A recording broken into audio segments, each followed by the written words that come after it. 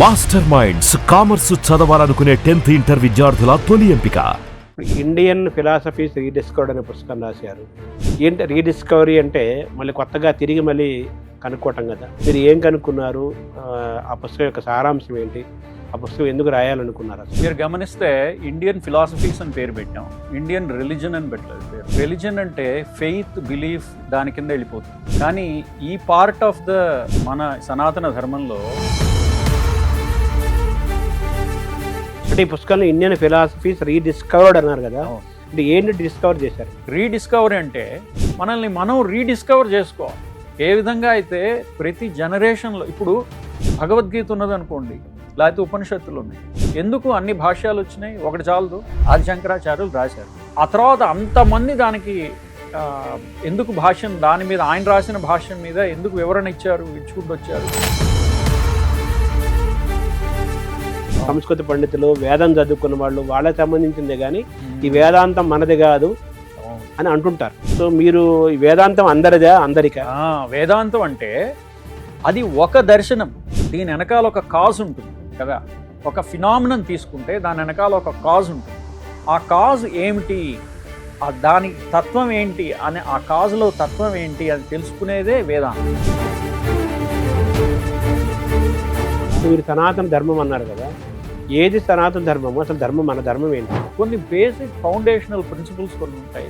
దాని నుంచి ఒక సూపర్ స్ట్రక్చర్ ఫామ్ అవుతుంది.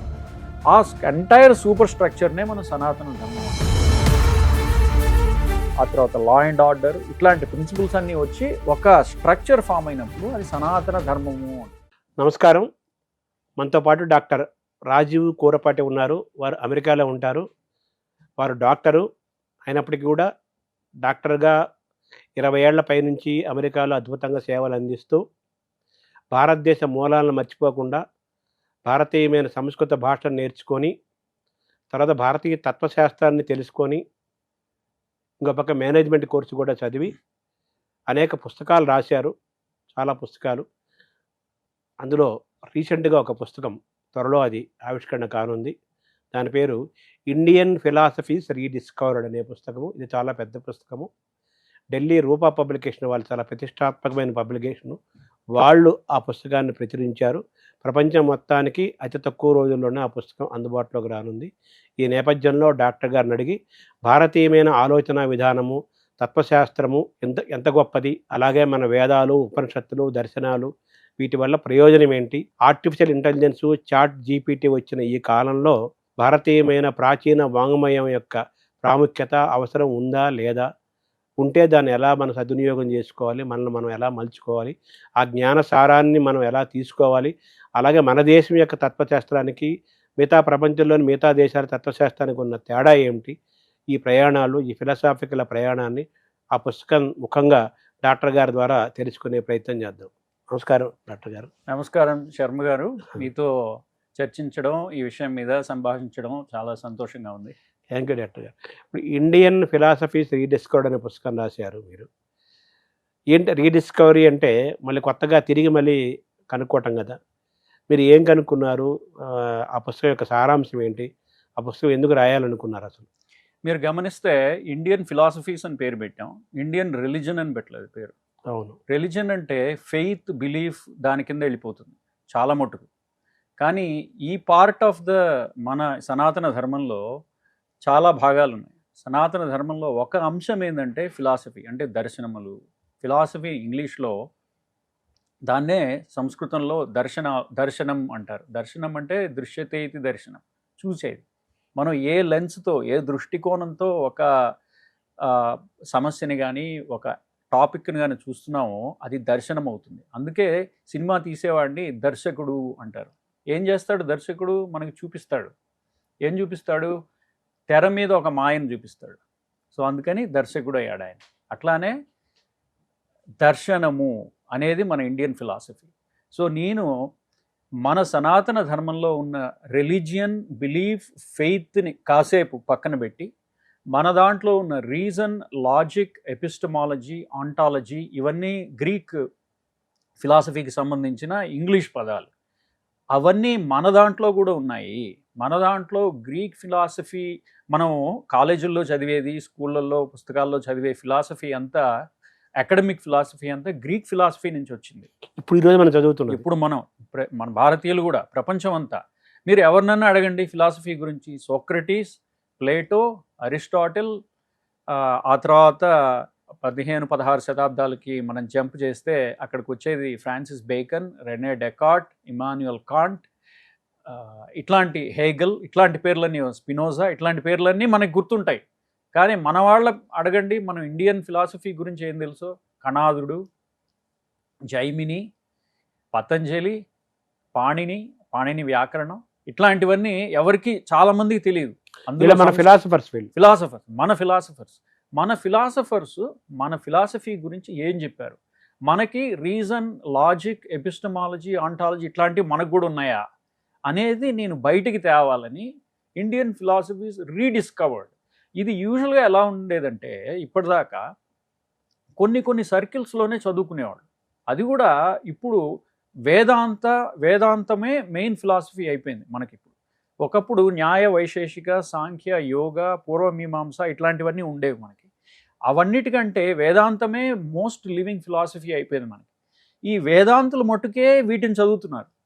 నేనేం చెప్తున్నానంటే ఇది ప్రతి వాళ్ళకి అందాలి, అందరికీ చేరాలి. ఎందుకంటే ఎవరి దగ్గర ఉండిపోయి ఈ ఫిలాసఫీ అది వేరే వాళ్ళకి చేరకుండా ఉంటే మనం లూజ్ అయిపోతాం. ఇప్పుడు మన భారతీయమైన జ్ఞానాన్ని మనం దూరం అవుతాం. మన భారతీయ జ్ఞానాన్ని భారతీయులకే కాదు ప్రపంచం అంతా అందాలి. ఈ philosophy academic philosophy, global philosophical canon అంటారు.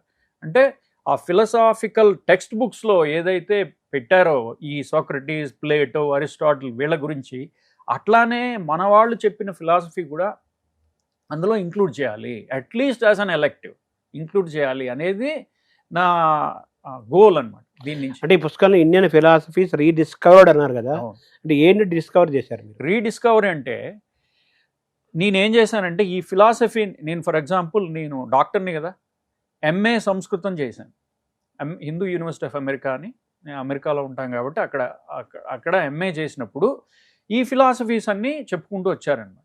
వాటి నుంచి నేనేం చేశానంటే మనకి అర్థమయ్యే భాషలో, ఈ జనరేషన్కి అర్థమయ్యే భాషలో వాటిని బయటికి తీసి ఆ అర్థమయ్యే భాషలో పెట్టి వాళ్ళకి ఈజీగా, so that they can relate to it very easily and quickly, దానికి అర్థమయ్యే భాషలో పెట్టాను కాబట్టి దాన్ని రీడిస్కవర్డ్. ఎందుకంటే ఒకప్పుడు మనకు ఆల్రెడీ రీటోల్డ్ అనాలి, రీడిస్కవరీ అని కూడా అనొచ్చు. ఎందుకంటే పోయింది, మనకి మర్చిపోయాం మనల్ని మనం రీడిస్కవర్ చేసుకోవాలి. ఏ విధంగా అయితే ప్రతి జనరేషన్లో ఇప్పుడు భగవద్గీత ఉన్నది అనుకోండి, లేకపోతే ఉపనిషత్తులు ఉన్నాయి, ఎందుకు అన్ని భాష్యాలు వచ్చినాయి? ఒకటి చాలదు. ఇప్పుడు ఎవరో ఋషులు రాశారు, ఆదిశంకరాచార్యులు రాశారు, ఆ తర్వాత అంతమంది దానికి ఎందుకు భాష్యం, దాని మీద ఆయన రాసిన భాష్యం మీద ఎందుకు వివరణ ఇచ్చుకుంటూ వచ్చారు. ఆ జనరేషన్ వాళ్ళకి అది మళ్ళీ రీడిస్కవర్ అవ్వాలి, మళ్ళీ రీటెల్లింగ్ జరగాలి. అంటే కాలంలో నిలబడాలి. ఆ భాషకి, ఆ పర్టికులర్ జనరేషన్కి అర్థమయ్యే భాషలో చెప్తే కానీ మళ్ళీ అది కంటిన్యూ అవ్వదు, లేకపోతే అది అక్కడితో ఆగిపోతుంది. మనం దాన్ని కంటిన్యూ. మీరు చెప్పినట్టుగా ఈ రీడిస్కవర్డ్ అంటే రీటోల్డ్, మన భారతీయమైన ఆలోచన విధానము, మన తత్వశాస్త్రము, మన వేదాంతము ఇవే కదా చెప్తుంది. మామూలుగా ఆత్రేయ ఒక మాట అంటాడు, తెలిసేట్టు చెప్పితే సిద్ధాంతం, తెలియకపోతే వేదాంతం అంటాడు కదా. వేదాంతం మనకు అర్థం కాదా అందరికీ? అదే మరి దాన్ని ఎలా చూడాలి? వేదాంతం అని ఏదో కొంత పండితులు, సంస్కృత పండితులు, వేదం చదువుకున్న వాళ్ళు, వాళ్ళకి సంబంధించిందే కానీ ఈ వేదాంతం మనది కాదు అని అంటుంటారు. సో మీరు ఈ వేదాంతం అందరిదా? అందరికా? వేదాంతం అంటే అది ఒక దర్శనం. మనం ఏమనుకుంటామంటే ఇండియన్ ఫిలాసఫీస్, అసలు ఫిలాసఫీ ఎందుకు ముఖ్యమో చెప్తాను వేదాంతంలోకి వెళ్లే ముందు. అది అసలు ఎందుకండి సైన్స్ ఇంత అడ్వాన్స్ అయినప్పుడు మీరు ఫిలాసఫీ అని కొట్టుకుంటారు, ఇప్పుడు దానివల్ల ఉపయోగం ఏముంది అని అడుగుతారు. ప్రతి సైన్సెస్కి ఫౌండేషన్ ఫిలాసఫీ. ఇప్పుడు వెస్టర్న్ సైన్స్ తీసుకుంటే దానికి ఫౌండేషన్ వెస్టర్న్ ఫిలాసఫీ. దాని నుంచే వీళ్ళు ప్రిన్సిపల్స్ తీసుకుంటారనమాట, తీసుకొని సైన్స్ని డెవలప్ చేస్తారు. ఫౌండేషన్ ఆఫ్ ఫిలాసఫీ అయితే ప్రాక్టికల్ అప్లికేషన్ సైన్స్ అవుతుంది. సో మన భారతదేశ పరంగా ఎలా చూడాలి దాన్ని? మన భారతదేశంలో వేదాంతం అనేది తత్వదర్శనం. కదా. తత్వం అంటే మనలో ఎస్సెన్స్ ఏంటి అనేది. ఫర్ ఎగ్జాంపుల్ ఉపనిషత్తుల్లో ఒక వాక్యం ఉంది. ఇప్పుడు చూడండి, ఇది మన ప్రపంచాన్ని అంతా చూస్తుంటే అది ఒక ఫినామినన్ కదా. ఏదైనా సరే మీరు ఒక ఒక ఒక వాటర్ బాటిల్ తీసుకుంటే ఇది ఒక ప్రోడక్ట్, దీని వెనకాల ఒక కాజ్ ఉంటుంది కదా.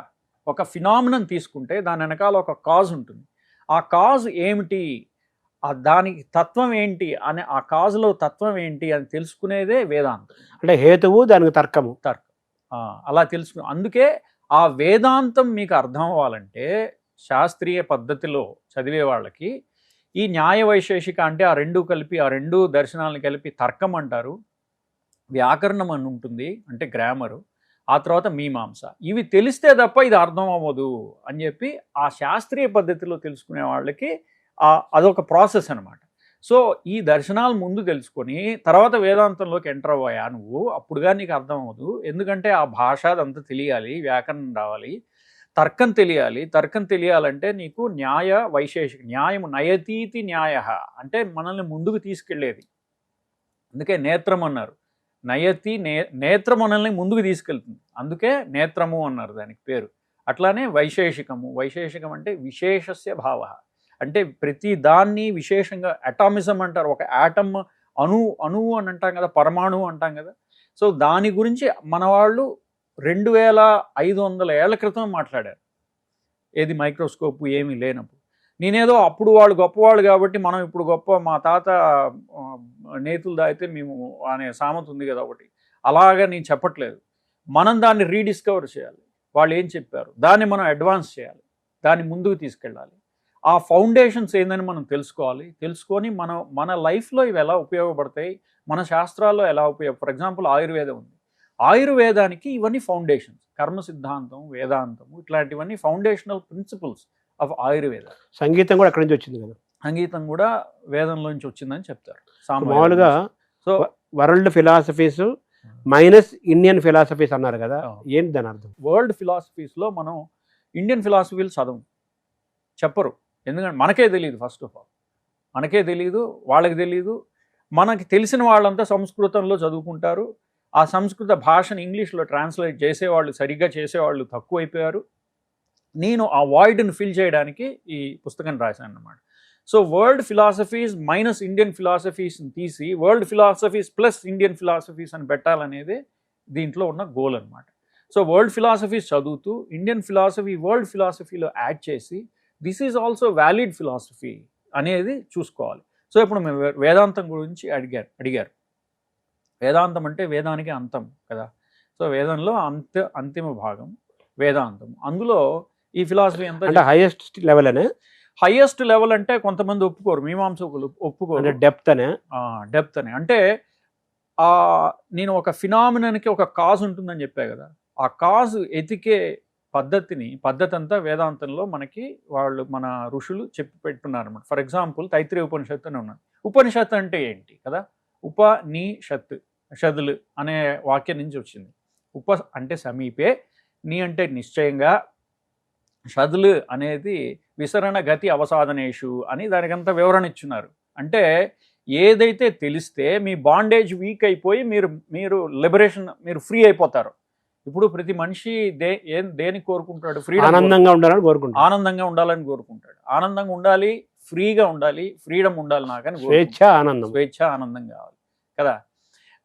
సో దానికి ఎలాగా, ఏం తెలిస్తే, ఏ జ్ఞానము ఆర్ ఏ నాలెడ్జ్ నీకు వస్తే నీకున్న బంధాలు తొలగి నీకు ఆత్యంతిక దుఃఖ నివృత్తి సుఖప్రాప్తి అంటారు. అంటే సుఖప్రాప్తి మీరు అన్నదే సంస్కృతంలో చెప్తున్నా.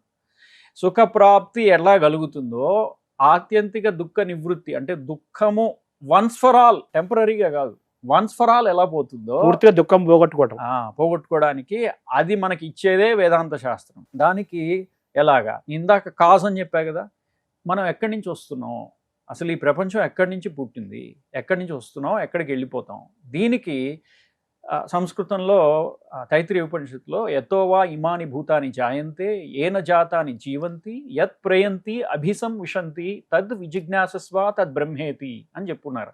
దీని అర్థమైందంటే, ఇది సంస్కృతం మనకి తెలియదు కాబట్టి ఇదేదో చాలా శబ్దజాలం మహారణ్యం చిత్తభ్రమణ కారణం అన్నారు. అంటే ఈ శబ్దజాలం అంతా చిత్త భ్రమణం కలిగిస్తుందట మనకి, గందరగోళం చేసి గందరగోళం చేసి అర్థం కాని భాష మాట్లాడుతున్నారు. అర్థం కాని భాష మాట్లాడుతున్నాడు వీడని. మాకు సంస్కృతం నేర్పించిన గురువు ఒక ఆయన చెప్తుంటారు, మనకి ఉత్తిష్ట గోవింద ఉత్తిష్ట గరుడధ్వజ అని చెప్తాం కదా, అది ఏం లేదా లే నా రాజా అని ఉంది కదా, అదే దాని అర్థం. అది లెమ్మంటున్నాడు. రాజా అంటే భగవంతుడిని నువ్వు రాజులాగా తీసుకుంటే ఉత్తిష్ట లే గోవింద గరుడధ్వజ నా రాజా, నువ్వు లేవా, నువ్వు పొద్దునైంది అని చెప్పడం అదేనయా. నువ్వు అదేదో సంస్కృతంలో చెప్తే అదేదో చాలా గొప్పది అనుకుంటావు.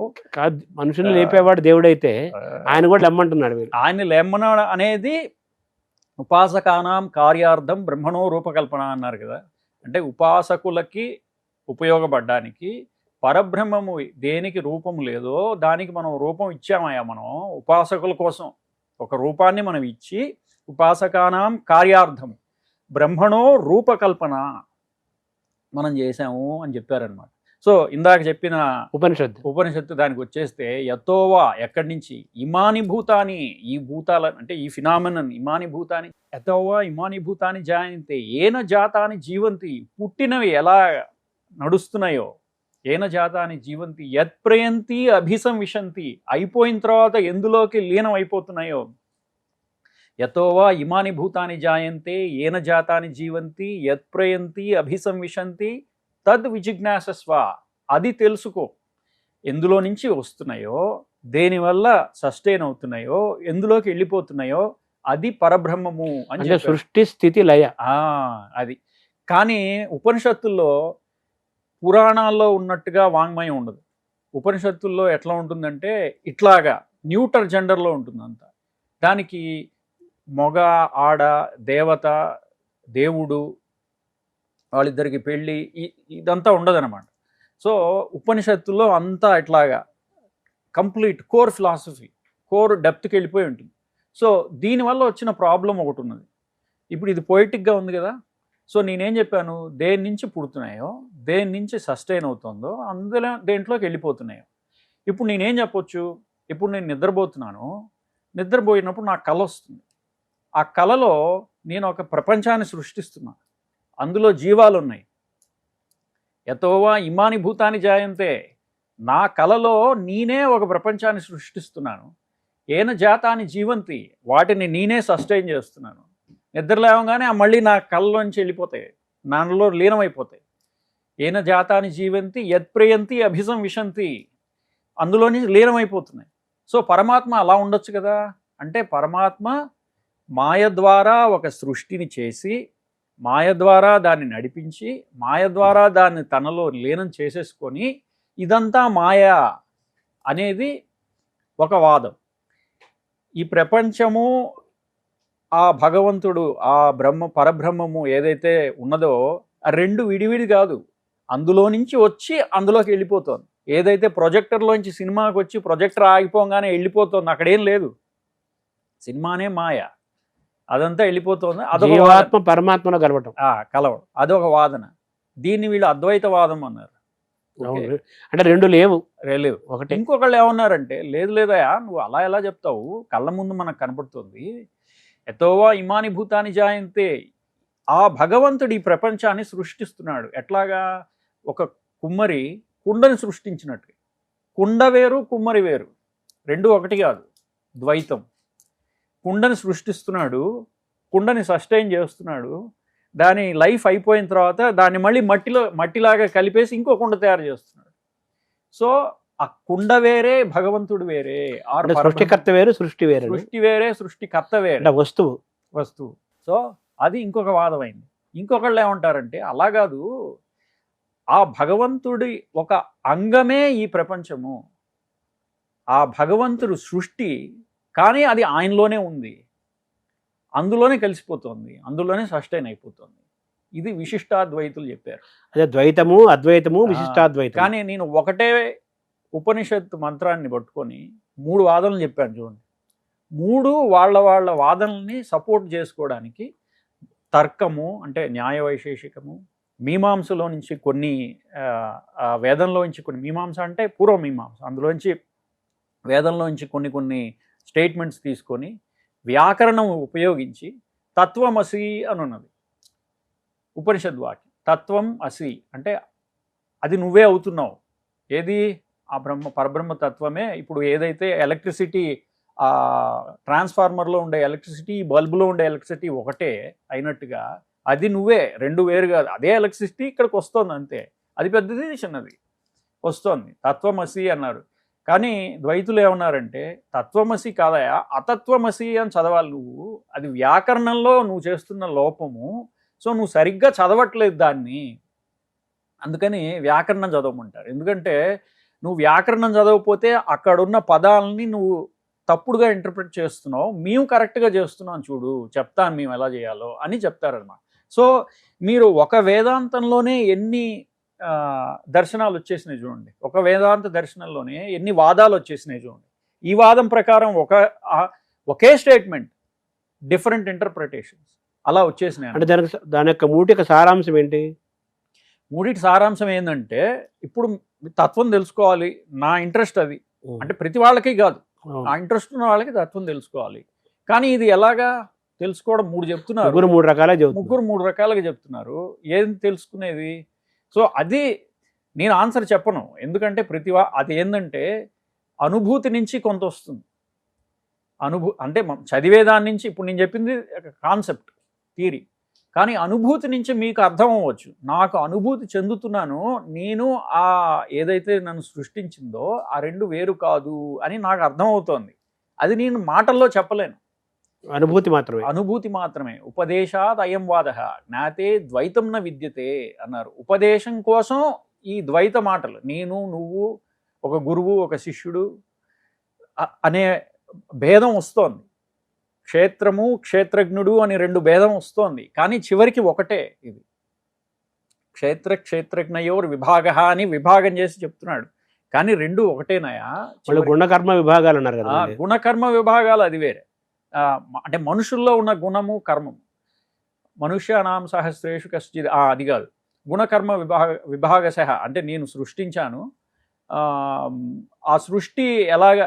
ఈ చాతుర్వర్ణ్యం మయా సృష్టం, అది భగవద్గీతలో చాతుర్వర్ణ్యం మయా సృష్టం గుణకర్మ విభాగశః తస్య కర్తారమపి మాం విద్యకర్తారం అవ్యయం అని అట్లా చెప్పుకుంటూ వెళ్ళాడు. అంటే 4 వర్ణాలు, చాతుర్వర్ణ్యం మయా సృష్టం, నేను సృష్టించాను.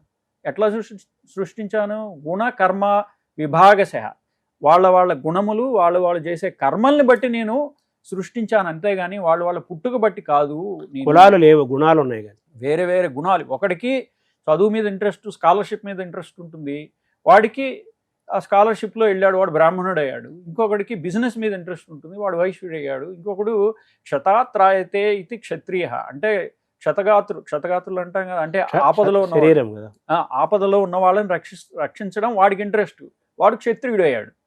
సో ఇట్లాగా ఇంకొకడికి సర్వీస్ ఓరియంటెడ్ పర్సన్, సో వాడు ఇంకొక వర్ణంలో వచ్చాడు. ఇట్లా చాతుర్వర్ణ్యం మయా సృష్టం గుణ కర్మ విభాగశః, వాడి గుణంతో వాడి కర్మతో నేను సృష్టించానయా అని చెప్పుకుంటూ వచ్చాడు. అంటే మన భారతీయమైన తత్వశాస్త్రాల్లో అనేక తత్వాలు చెప్పినట్టుగా ద్వైతము, అద్వైతము, విశిష్ట అద్వైతము అనేక ఉన్నప్పటికీ కూడా ఓవరాల్గా మనిషి అనేవాడు ఏం కోరుకుంటాడు? మీరు ఇందాక చెప్పినట్టుగా ఆనందంగా ఉండాలని కోరుకుంటాడు, స్వేచ్ఛగా తను నచ్చినట్టుగా జీవించాలనుకుంటాడు.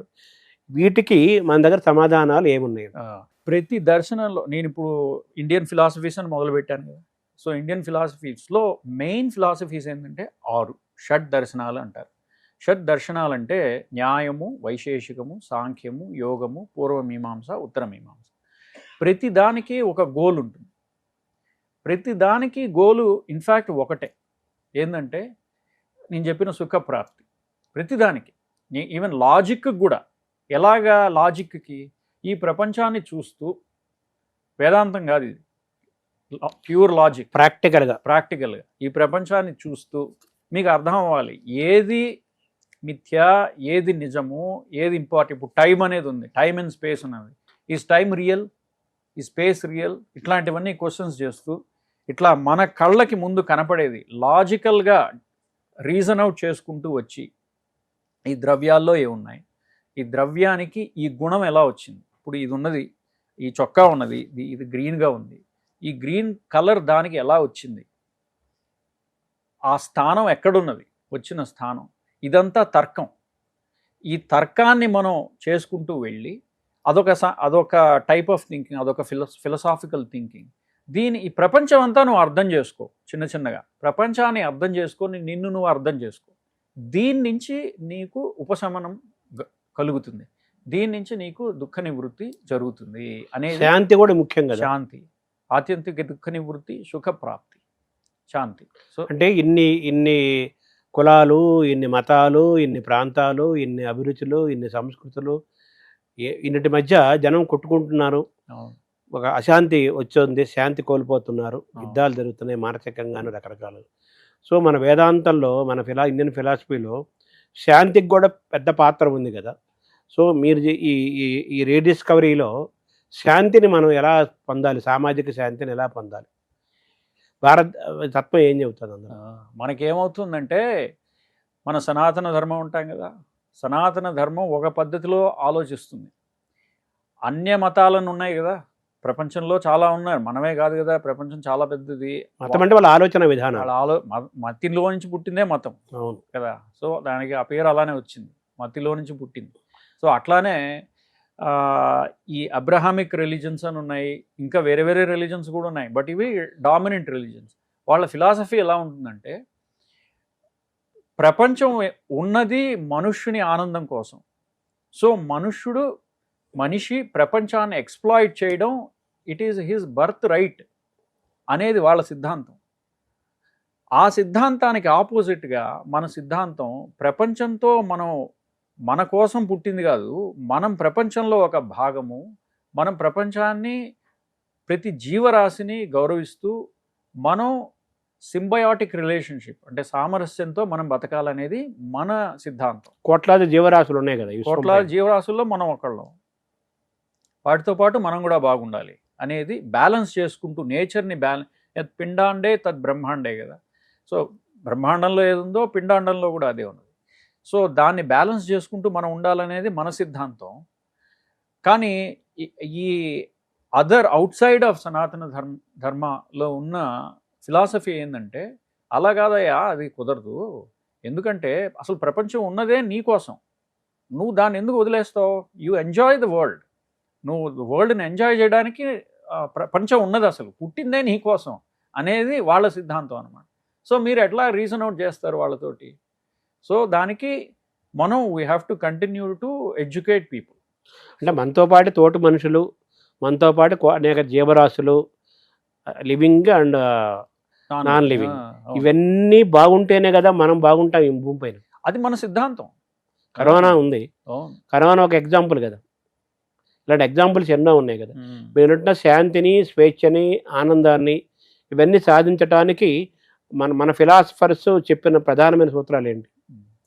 సో ఇది ఇప్పుడు మనం మాట్లాడుకున్నది ఒకటి. ఎందుకంటే ఇది యాక్చువల్లీ మనం చూస్తుంటేనే అర్థం అవుతుంది, main difference between hour philosophy and other philosophy. ఇది ఎందుకు మన సిద్ధాంతులు ఇలా చెప్పారంటే, మన ఋషులు ఎందుకు చెప్పారంటే, వాళ్ళు ప్రపంచాన్ని, నేచర్ని అబ్జర్వ్ చేశారు. యూనివర్స్ కయాటిక్గా ఉండదు, యూనివర్స్ ఒక ఆర్డర్లో రన్ అవుతూ ఉంటుంది. దాన్ని ఋతం అన్నారనమాట.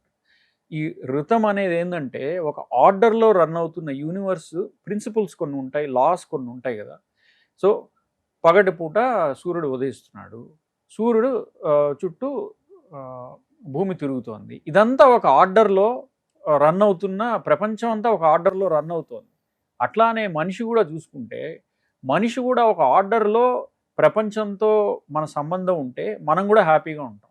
అదే మనం ప్రపంచాన్ని మీద తిరుగుబాటు చేసి దాన్ని ధ్వంసం చేయడం మొదలు పెడితే, మనం చూస్తున్నాం ఈ ఎర్త్ క్వేక్స్ కానీ, వాల్కనోస్ కానీ, ఇట్లాంటివన్నీ ధ్వంసం చేయడం, మన ఎన్వైరన్మెంటల్ పొల్యూషన్ కానీ మన కళ్ళ ముందే కనబడుతుంది. మనం నేచర్ని ఎప్పుడైతే రెస్పెక్ట్ చేయకుండా ఉన్నామో, నేచర్ మన మీద తిరగబడుతుంది. మనం ఏమనుకుంటామంటే, ఇళ్లల్లో ఉండి నేచర్ని మనం కంట్రోల్ చేయొచ్చు అనుకుంటాం. కానీ నేచర్ ఎంత భయంకరమైందో అడవుల్లోకి వెళ్తే, సముద్రం మధ్యలోకి వెళ్తే మనకు అర్థమవుతుంది. అది మనల్ని మింగేస్తుంది. అందుకని మన వాళ్ళు ఏం చేశారంటే, తెలివిగా నేచర్ని మనం కంట్రోల్ చేయలేము, అందుకని దాన్ని దేవతలాగా చూడడం మొదలుపెట్టాం, ఆరాధన చేయడం మొదలుపెట్టాం. అంటే ఏంటంటే, దానికి ఒక రెస్పెక్ట్, ఒక గ్రాటిఫికేషన్, దానికి ఒక పూజా విధానం, ఇవన్నీ పెట్టారనమాట. కానీ దాంట్లో అండర్లైన్ ఫిలాసఫీ ఏంటంటే, ఇది మనం ఋతం అనే ఒక యూనివర్సల్ ప్రిన్సిపుల్, అంటే ఒక ఆర్డర్లీగా పనిచేస్తూ ఉంటుంది ప్రపంచం అంతా. అంటే ఒక లయ అంటారా? ఒక లయ. ఆ లయని బట్టే మన ధర్మం వచ్చింది. సనాతన ధర్మం ఋతం నుంచి పుట్టింది అనమాట. ఋతం అంటే రితం. ఋతం. ఋతం వదిష్యామి సత్యం వదిష్యామి అనే మంత్రం ఉన్నది కదా. అవును. అట్లానే ఆ ఋతం. అవును. సో దాని అని ఉంటుంది. సో దాని నుంచి వచ్చి ఋతం అనేది ఏం లే, ప్రిన్సిపల్ ఒక లాజిక్ ఆర్ లోగోస్ అంటారు గ్రీక్ ఫిలాసఫీలో.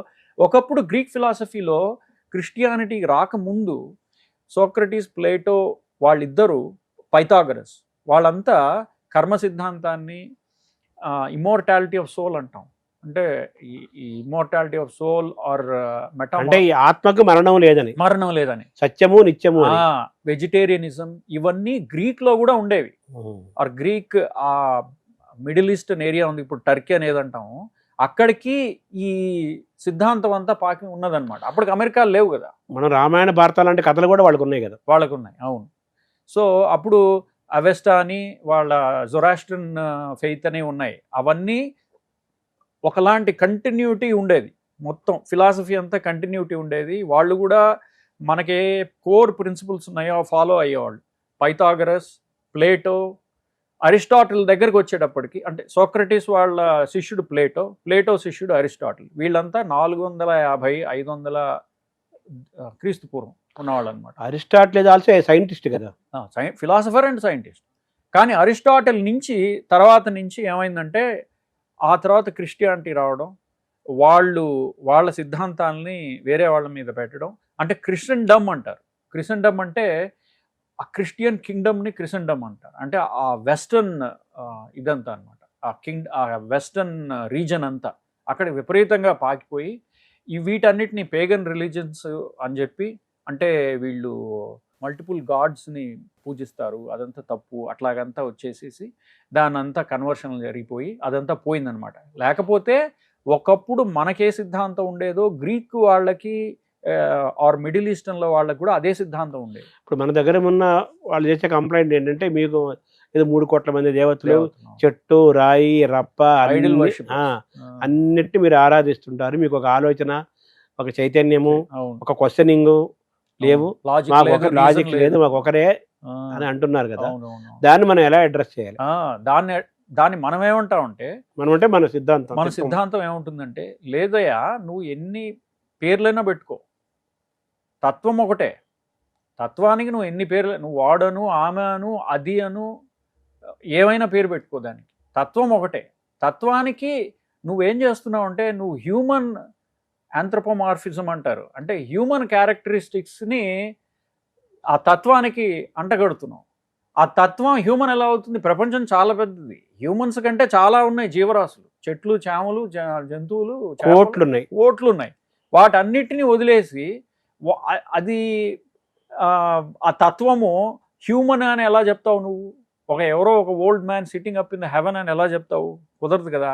మన వాళ్ళు ఏమంటారంటే, తత్వం నీకు నచ్చినట్టుగా నువ్వు పెట్టుకుంటున్నావు దానికి. సో ఎవరికి నచ్చినట్టుగా వాళ్ళు పెట్టుకోవచ్చు దాని తత్వాన్ని, వాళ్ళ టెండెన్సీని బట్టి, వాళ్ళ గుణాన్ని బట్టి, కర్మని బట్టి వాళ్ళు పెట్టుకొని వాళ్ళు పూజించుకుంటున్నారు, వాళ్ళు ఏమైనా చేసుకుంటున్నారు, అందులో తప్పేం లేదు.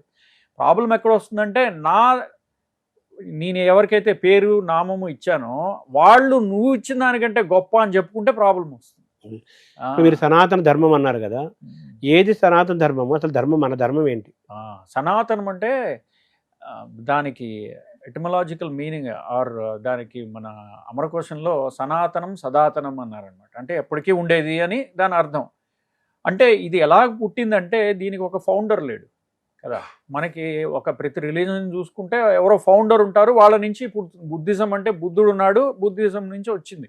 క్రిస్టియానిటీ మనకి తెలుసు, ఇస్లాం తెలుసు, జుడాయిజం తెలుసు, ఇట్లాగ ఉన్నాయన్నమాట. మనకి ఫౌండర్ లేరు.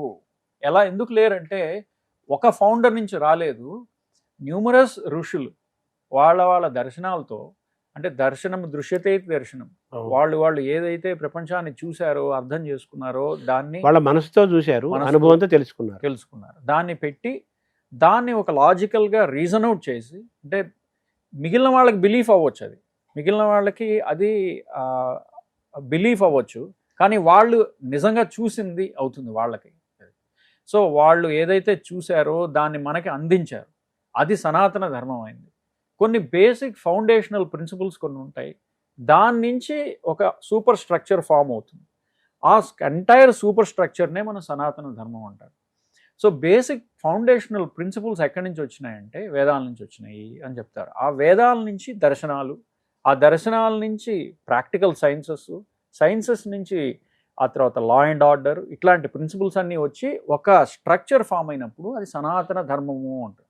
అంటే వేదం అనేది purely scientific, it is science.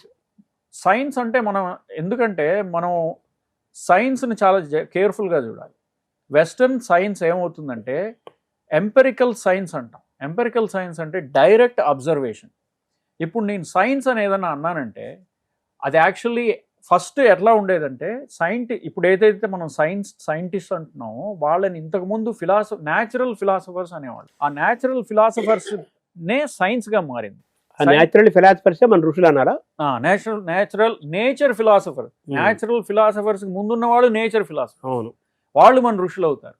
Natural philosophers మన ఈ కణాద మహర్షి, పతంజలి, ఇట్లాంటి వాళ్ళందరూ వాళ్ళు న్యాచురల్ ఫిలాసఫర్స్ అవుతారు అన్నమాట. వాళ్ళు ఈ దర్శనాలన్నీ తయారు చేసి, వాళ్ళకి ముందు ఇంకా ఫౌండేషన్ ఎస్టాబ్లిష్ చేసిన వాళ్ళు ఉన్నారు కదా, వాళ్ళు మన ఋషులు అవుతారు. Nature philosophers, natural philosophers and ultimately సైన్స్కి న్యాచురల్ ఫిలాసఫీకి డిఫరెన్స్ ఏంటంటే ఎంపెరిసిజం అని 16వ శతాబ్దంలో మనకి ఫ్రాన్సిస్ బేకన్ అని, తర్వాత రెనే డెకార్ట్ అని, ఇమాన్యుయల్ కాంట్ అని, తర్వాత హేగల్ అని, ఇట్లాంటి వాళ్ళందరూ ఆ తర్వాత కాంప్ట్ అని, ఇట్లాంటి వాళ్ళు యూరప్లో ఒక సిస్టమ్ని క్రియేట్ చేశారు. వెస్టర్న్ ఫిలాసఫర్స్ వాళ్ళు ఏం చెప్పారంటే ఏదైతే అబ్జర్వబుల్, ఏదైతే నేను చూడగలను, టెస్ట్ చేయగలను, వెరిఫై చేయగలను, ఫాల్సిఫై చేయగలను, ఈ ప్రిన్సిపల్స్ ఉంటే గానీ అది సైన్స్ కాదు. అంటే ఎగ్జాంపుల్ మీకు పంచభూతాలు ఉన్నాయి కదా, అలా కాదు, మీకు ఎగ్జాంపుల్ చెప్తా. కర్మ సిద్ధాంతం అది లాజికల్, ఎందుకంటే మనం ఇప్పుడు చేసింది మనం ఫ్యూచర్లో దాని ఎఫెక్ట్ మనం చూస్తాం. మధ్యాహ్నం 2 బిర్యానీ తిన్నామంటే రాత్రికి అరగదు. సో కర్మ సిద్ధాంతం మీరు ఎంత దూరమైనా స్ట్రెచ్ చేయొచ్చు, ఈ జన్మలో చేయొచ్చు, పూర్వజన్మ, ఫ్యూచర్ జన్మ కూడా స్ట్రెచ్ చేయొచ్చు. కర్మ సిద్ధాంతం అది జస్టిఫై చేసుకోవచ్చు మనం. కానీ వాళ్ళు ఏమంటారంటే ప్రూవ్ చేయి, దాన్ని నాకు నెంబర్స్గా క్వాంటిఫై చేయి, నెంబర్స్గా చేసి ఒక స్టాటిస్టికల్ అనాలిసిస్ చేసి వెరిఫై చేసి ఫాల్సిఫై చేయాలి. అంటే నేను చెప్తున్నాను ఒకటి, నీకు తలనొప్పి ఎందుకు వచ్చిందంటే పూర్వజన్మలో నువ్వు ఏదో హింస పెట్టావు ఎవరినో, దాని ఫలితంగా నీకు అనుభవిస్తున్నావు పెయిన్ అని చెప్పాను. దాన్ని మీరు డిస్ప్రూవ్ చేయడానికి ట్రై చేయండి, డిస్ప్రూవ్ చేయలేరు. ఎందుకంటే అది ఆ స్టేట్మెంట్ని how can you disprove it? అంటే వాళ్ళు సైంటిఫిక్గా చెప్పంటున్నారు కదా. సైన్స్ ఏముంటుందంటే ఏ స్టేట్మెంట్ అయితే దేవుడు ఉన్నాడు దాన్ని డిస్ప్రూవ్ చేయగలరా మీరు? అది లేడు అని చూపించగలరా? చూపిలేరు. ఉన్నాడని కూడా చూపించమంటున్నారు. సైన్స్ ఏం చెప్తుందంటే ఉన్నాడని చూపించడం ముఖ్యం కాదు, ఫాల్సిఫికేషన్ చేయాలి. లేడు అని ఇప్పుడు నేను ఫర్ ఎగ్జాంపుల్ తలనొప్పి వచ్చింది, నేను ట్యూమర్ ఉందేమో అనుకుంటున్నాను, క్యాట్ స్కాన్ తీశాను, ట్యూమర్ లేదు, నేను అనుకున్నది ఫాల్స్ అయింది కదా, నేను అనుకున్నది ఫాల్స్ అయింది. అలాగా అయితేనే అది సైన్స్ అవుతుంది, కాకపోతే అవ్వదు.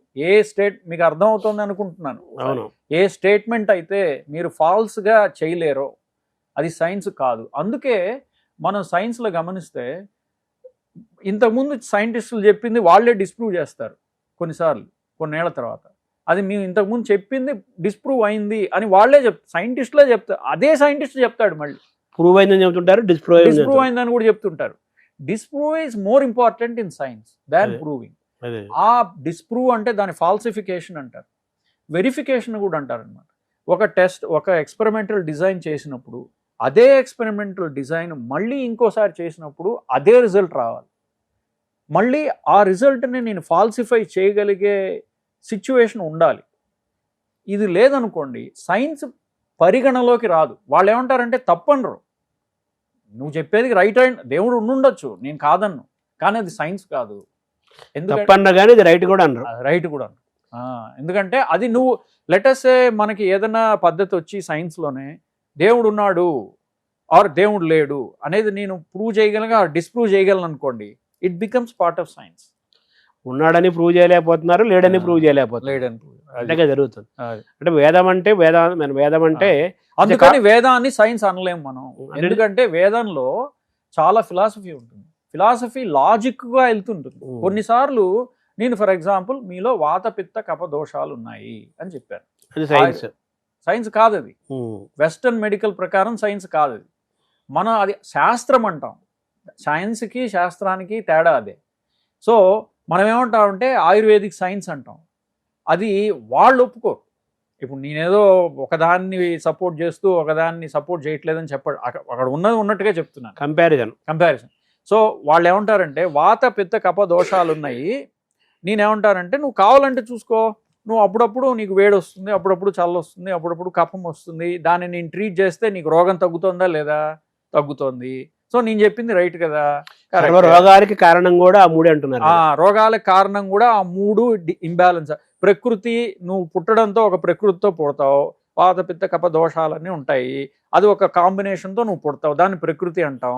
నీ లైఫ్ స్టైల్ ప్రకారం అందులో మార్పులు చెందినప్పుడు వికృతి వస్తుంది. ఆ వికృతిని కరెక్ట్ చేస్తే నీ ప్రకృతికి వెళ్తావు, లేదా అనారోగ్యంలోకి వెళ్తావు. అనారోగ్యం అనే పేరు కూడా ఇంట్రెస్టింగ్ గా ఉంటుంది చూడండి. అనారోగ్యం, రోగం కానిది ఆరోగ్యం, రోగం లేనిది ఆరోగ్యం, ఆరోగ్యం లేనిది అనారోగ్యం. 2 నెగిటివ్స్. అవును, 2 అర్థాలు ఉన్నాయి దానికి. 2 నెగిటివ్స్ ఉన్నాయి. మీరు రోగం తీసుకోండి, దాని నెగిటివ్ యాడ్ చేస్తే ఆరోగ్యం అవుతుంది. అంటే రోగం లేనిది ఆరోగ్యం, ఆరోగ్యం లేనిది అనారోగ్యం. అవును, 2 నెగిటివ్స్. సో మనం ఇక్కడికి వాతపిత్త కఫ దోషాలు నేను చెప్తున్నాను ఆయుర్వేదిక్ శాస్త్రం ప్రకారం. అది వాళ్ళు ఎంపెరికల్ సైంటిస్టులు ఏమంటారంటే ప్రూవ్ చేయాలంటే వాళ్ళకి ఎక్స్పెరిమెంటల్గా డిజైన్ చేయాలి. ఆయుర్వేదం ప్రూవ్ చేయట్లేదు అంటున్నారు కదా వాళ్ళు, మోడర్న్ మెడిసిన్ వాళ్ళు. ఆయుర్వేదం ప్రకారం అది రైట్. వెస్టర్న్ మెడిసిన్ ప్రకారం వాళ్ళు ఏమంటారంటే you have to quantify it. అంటే నెంబర్స్. ఇప్పుడు బ్లడ్ ప్రెషర్ ఉంది, నేను ఏదో పల్స్ చూసి నీకు బ్లడ్ ప్రెషర్ పెరిగింది, ఎంత పెరిగింది అని అడుగుతాం ఇమ్మీడియట్గా కదా. అదే నెంబర్స్ అడుగుతాం. అదే మీరు ఆయుర్వేదిక్ వైద్యుడి దగ్గరికి వెళ్తే పల్స్ చూసి వాళ్ళు నెంబర్ చెప్పరు, బ్లడ్ ప్రెషర్ వాళ్ళకి ఇంట్రెస్ట్ కాదు. అది వాళ్ళ శాస్త్రం ప్రకారం ఏంటంటే నీకు ఈ దోషం ఉన్నది, ఈ పల్స్ చూసి నేను చెప్పగలను. క్వాలిటీ ఆఫ్ ద పల్స్ చెప్తారు వాళ్ళు, క్వాంటిటీ ఆఫ్ ద పల్స్ చెప్పరు. క్వాంటిటీ అంటే నెంబర్ కదా. So numbers don't matter or numbers matter in science. అవును, సైన్స్ చేయాలంటే తప్పనిసరిగా మీకు నెంబర్స్ ఉండాలి. ఎందుకంటే నెంబర్స్ లేకపోతే మీరు స్టాటిస్టికల్ అనాలిసిస్ చేయలేరు. సో ఇప్పుడు మన వేదము అంటే it's combination of science and philosophy అనాలా? సైన్స్ అంటే మీరు సైన్స్ లూజ్ గా వాడుదామంటే ఓకే, కానీ మీరు స్ట్రిక్ట్ వెస్టర్న్ సైన్స్ ప్రకారం చూసామంటే అది సైన్స్ కింద రాదు. ఎందుకంటే మీరు క్వాంటిఫై చేయలేరు, అందులో చెప్పినవి డిస్ప్రూవ్ చేయలేరు. సో దాన్ని మనం ఎలా శాస్త్రం స్టేట్ వేదాంత శాస్త్రము వేదము అనాలి. అందుకే అది డిస్ప్రూవ్ చేయలేరు కాబట్టి తప్పు అనకూడదు. ఎందుకంటే అదొక మెథడ్ అంతే. సైన్స్ అనేది, ఎంపెరికల్ సైన్స్ అనేది ఒక మెథడ్ టు టెస్ట్ అవర్ ఇప్పుడు నేను రోజుకు 2 సార్లు పళ్ళు తోముకుంటే దంతాలకి మంచిది అని ఒక స్టేట్మెంట్ చెప్పాను. అది ప్రూవ్ చేయాలి. ఇప్పుడు నేను ఎలా ప్రూవ్ చేస్తాను? మామూలుగా ఏంటంటే ఏదో పళ్ళు తోముకుంటూ ఉంటే ప్రతి వాడికి కొన్ని ఏళ్ల తర్వాత కొన్ని నెలల తర్వాత దంతాలు బాగుంటే బాగుంది అని, కానీ అది వాడి ఒక్కడికే, మనిషికి తేడా ఉంటుంది. సో ఇప్పుడు నేనేం చేయాలి? అది కరెక్టా తప్ప అని ప్రూవ్ చేయాలంటే ఒక 50 మందికి ఒకసారి బ్రషింగ్ చేసి, ఇంకో 50 మందికి 2 సార్లు బ్రషింగ్ చేసి, వాళ్ళిద్దరిని కంపేర్ చేసి వాడికి దంతంలో ఆర్ టీత్ హెల్త్లో ఇంప్రూవ్మెంట్ ఉందా లేదా అని ప్రూవ్ ఆర్ డిస్ప్రూవ్ చేస్తే నేను ఫస్ట్ చెప్పిన స్టేట్మెంట్ కరెక్టా తప్ప తెలుస్తుంది కదా.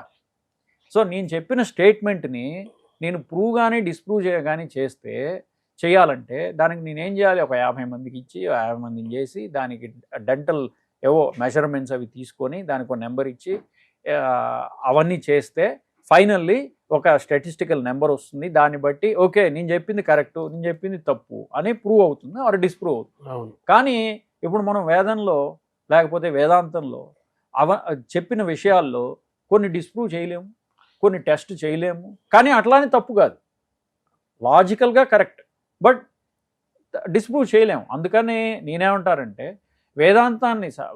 వేదాన్ని సైన్స్ అనకుండా, ఆర్ సైన్స్ అంటే మీ భాషలో సైన్స్ అనుకోండి, జ్ఞానం కాదు, విత్ అనే శబ్దం విత్ జ్ఞానే అనేది జ్ఞానాన్ని నుంచి, అదొక జ్ఞాన రాశి, దాని నుంచి మనకి చాలా పుట్టుకొచ్చినాయి. సో అదేంటంటే అదొక సముద్రం లాంటిది. సో మన రెలవెన్స్ ఈ రోజుకి రేపటికి మన భారతీయమైన తత్వశాస్త్రం ఆలోచన విధానాల యొక్క రెలవెన్స్ దాని యొక్క అవసరము ప్రాముఖ్యత ఏముందని భావిస్తారు? ఫస్ట్ ఆఫ్ ఆల్ మనకి ఉన్నది, మనం ఎవరన్నా ఫారినర్స్ మన దగ్గరకు వచ్చినా, మనం ఎక్కడికన్నా వెళ్ళినా, మన పిల్లల్ని అడిగినా మీకేం తెలుసు మన శాస్త్రం గురించి చెప్పండి అని అడిగితే మనకి తెలియదు, మన నోరెళ్ళ పెడతాం కదా. ఎందుకంటే మనమే చదవలేదు వాటి గురించి. మనం ఏమంటామంటే వాట్ ఈజ్ స్పెషల్ అబౌట్ సనాతన ధర్మ అని అడిగితే ఫెస్టివల్స్, గాడ్స్, రిచువల్స్, అంటే మనం చేసే క్రతువులు, ఫుడ్, ఇవే రిలేషన్షిప్స్, పండగలు, ఆహారము, మనం చేసే క్రతువులు, ఆచార వ్యవహారాలు, బొట్టు పెట్టుకోవటాలు, రకరకాల విభూతి పెట్టుకోవటాలు, పూజలు, అవన్నీ అవే కదా మనకి తెలిసేది. ఫస్ట్ తెలిసేది స్ట్రక్చర్, ఎక్స్టర్నల్ అపియరెన్స్.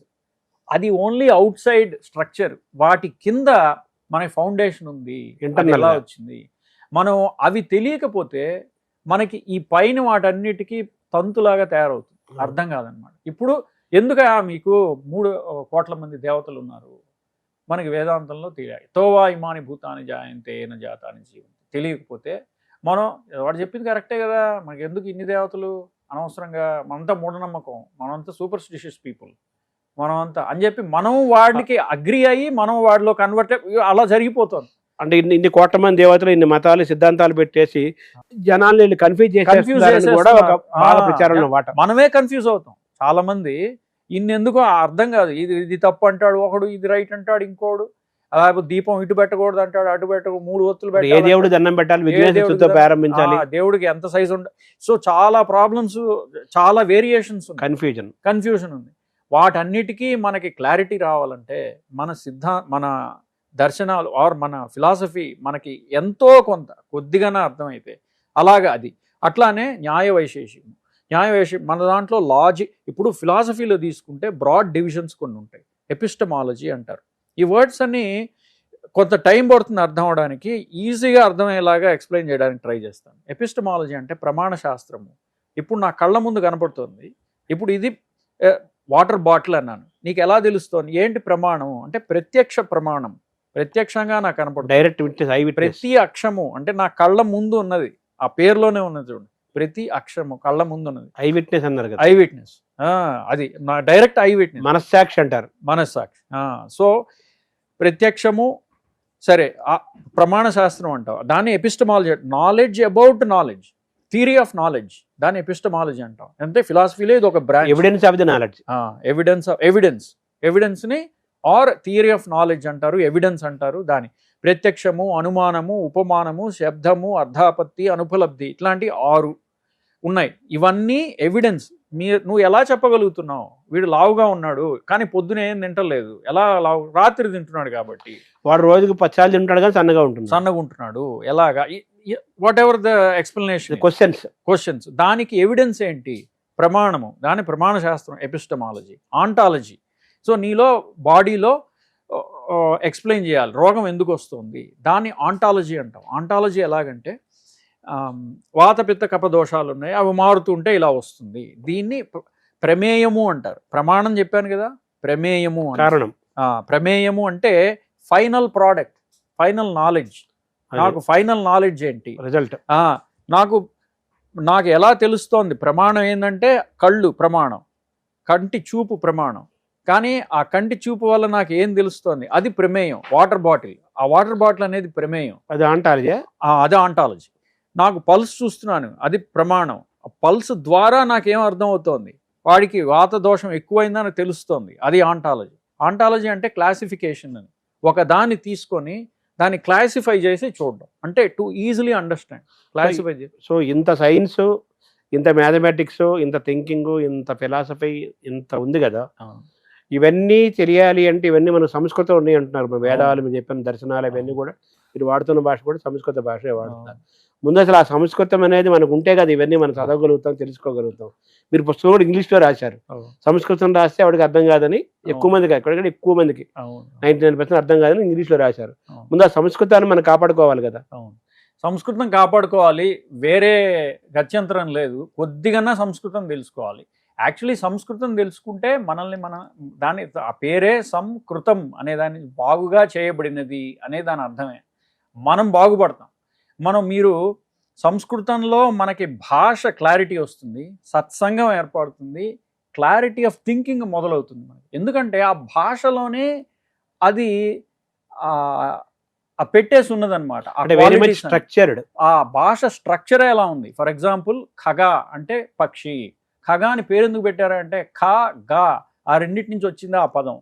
అంటే ఖ అనే ధాతువు గా అనే వర్బుతో కూడితే అది వచ్చిందనమాట. ఖ అంటే ఆకాశము, గా అంటే గచ్చతి అంటే వెళ్ళేది, ఆకాశంలో వెళ్ళేది ఏంటి పక్షి. అట్లానే పాదపహ అంటే పాదాలతో తాగేది ఏంటి, పాదాలతో తాగేది చెట్టు. సో మనం పాదాలతో నీరు తాగుతుంటాం, అంటే వేర్లు పాదాలు కదా చెట్టుకి, ఆ వేర్లతో నీళ్ళు తాగుతుంది కాబట్టి పాదపహ అని. ఆతపత్రం అంటే గొడుగు.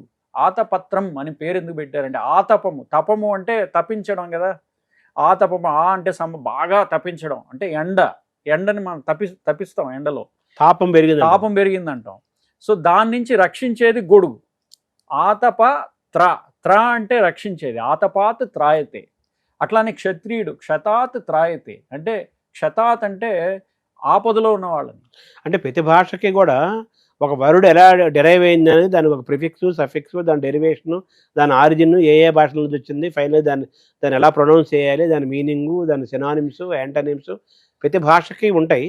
సో మీరు చెప్పిన వేదాలు, దర్శనాలు, ఉపనిషత్తులు, అయితే పురాణాలు అన్నీ కూడా సంస్కృత భాషలో ఉన్నాయి కాబట్టి సంస్కృతాన్ని మనం ప్రిజర్వ్ చేసుకోవాలి. ప్రతి భారతీయుడు కూడా కొంత సంస్కృత జ్ఞానం ఉండాలి. సంస్కృత జ్ఞానం ఉంటే కొద్దో గొప్ప మనకేందంటే నేను ఇందాక చెప్పినట్టుగా అసలు అదొక ఇంట్రెస్టింగ్గా ఉంటుంది. ఇట్ ఈస్ వెరీ లాజికల్, ఒక కంప్యూటర్ లాంగ్వేజ్ లాగా ఉంటుంది అనమాట. అదేంటంటే ఒక చిన్న ధాతువుని దానికి ఇంకోటి యాడ్ చేసి, దానికి ఇంకొక ముక్క యాడ్ చేసి, ఇట్లా మీరు బిల్డ్ చేసుకుంటూ వెళ్ళిపోవచ్చు. ఉన్న ధాతువులు 2000, అవును, కానీ పదాలు కొన్ని కోట్ల పదాలు. అవును, అనంతం. అవి అనంతం. చివరిగా మన ఈ రెలవెన్స్ ఏంటి చెప్పండి. సో దీన్ని తెలుసుకుంటే మనకున్న కన్ఫ్యూజన్స్ పోతాయి. మన సనాతన ధర్మంలో ఫస్ట్ ఆఫ్ ఆల్ మనకున్న కన్ఫ్యూజన్ పోతుంది. మనకి ఏమన్నా డౌట్స్ వస్తే యూ గో టు ద రూట్స్కి వెళ్ళి ఓకే. ఎందుకంటే నేను ఈ అరగంటలో ఈ షడ్దర్శనాల గురించి మొత్తం చెప్పలేను. 1, 2 అందుకే పుస్తకంలో రాశాను. ఇంకొకటి ఫర్దర్గా టాక్స్ ఉన్నప్పుడు ఒక్కొక్కటి తీసుకొని దాని గురించి మాట్లాడుకోవచ్చు. నేను మాట్లాడాను కూడా ఒక న్యాయ దర్శనం గురించి ఇంకొక వీడియోలో అట్లా మాట్లాడుకుంటూ వెళ్ళొచ్చు. సో మనకి ఈ ఫౌండేషనల్ ప్రిన్సిపల్స్ తెలిస్తే మనకున్న డౌట్స్ క్లారిఫై అవుతాయి. 1. రెండోది, మనకి ఏంటి స్పెషల్, మన సనాతన ధర్మం అంటే ఉట్టి నమ్మకం బేస్డ్. మన యూనిక్నెస్ ఓన్లీ నమ్మకంతో మనం బతుకుతున్నామా, ఏదో దేవతలు, దేవుళ్ళు, వాళ్ళ పెళ్ళిళ్ళు ఇట్లాగా మూఢనమ్మకంతో మనం ఉంటున్నామా? దీని వెనకాల reasoning, logic, epistemology, ontology, ethics and ఇట్లాంటివన్నీ ఉన్నాయా? అంటే ఉన్నాయనే చెప్తున్నా. ఉన్నాయి కదా, ఉన్నాయి కాబట్టే అవన్నీ మనకి తెలియకుండా అయిపోయాం. సో దీని ద్వారా మనం ఏంటి, మన సిద్ధాంతము, భారతీయమైన ఆలోచన విధానము, భారతీయమైన ఇండియన్ ఫిలాసఫీ, భారతీయమైన తత్వం తెలుసుకుంటే మనం ఆరోగ్యంగా ఉంటాము, ఆనందంగా ఉంటాము, స్వేచ్ఛగా ఉంటాము. మిగతా మనుషులతోటి, మిగతా జాతులతోటి, మిగతా ప్రపంచ దేశాలతోటి, మిగతా జీవులతోటి కూడా మనం కలిసి ప్రయాణం చేయగలుగుతాము. ఈ మొత్తం ఈ విశ్వం అంతా బాగుంటుందని సారాంశం. అవును, అందులో చాలా ఉన్నాయండి. ఇప్పుడు టైం లేదు కాబట్టి చెప్పట్లేదు. కానీ ఫర్ ఎగ్జాంపుల్ వాదశాస్త్రం, ఒకళ్ళతో వాదించాలంటే, ఒకళ్ళతో డైలాగ్తో ఇన్వాల్వ్, ఇప్పుడు మనకి ఇంకొక కంట్రీతో డైలాగ్ ఉంది, ఇన్వాల్వ్ అవ్వాలి. ఆ డైలాగ్ ఎలా చేయాలి అనేది వాదశాస్త్రం ఉన్నది. డిబేటింగ్ ఒక శాస్త్రం ఉన్నది. ఎవరితో ఎలా, ఎప్పుడు, ఏ విధంగా మాట్లాడాలి, ఎదుటివాడి సిద్ధాంతం ఏంటి, మన సిద్ధాంతం ఎలాగా దాన్ని కౌంటర్ చేయాలి అనేది ఒక శాస్త్రం ఉన్నది. సో ఈ తత్వము, ఈ పుస్తకము ఎవరు చదవాలి, దీని టార్గెట్ క్లాస్ ఎవరు? సో ఇది ఎవరు చదవాలంటే, నేను చెప్పింది ఏంటంటే 20-25 ఏళ్ల వాళ్ళ నుంచి చివరి దశకు ఉన్న వాళ్ళ అంత మటుకు చదవాలి. ఎందుకంటే మనలో ఏది మనల్ని దాంట్లో నుంచి జాగ్రత్త పరుస్తుందో, మనకి ఏది కాన్ఫిడెన్స్ ఇస్తుందో, మనకి ఎందులో ఈ శాస్త్రాల్లో నుంచి మనకి ఏ డౌట్స్ మనకి ఎట్లా క్లారిఫై అవుతాయో మనకే తెలియదు. అందుకని ఇది ప్రతి వాళ్ళకి నేను ఓపెన్గా పెట్టాను. ఎస్పెషల్లీ మన ఇండాలజీ అంటే మన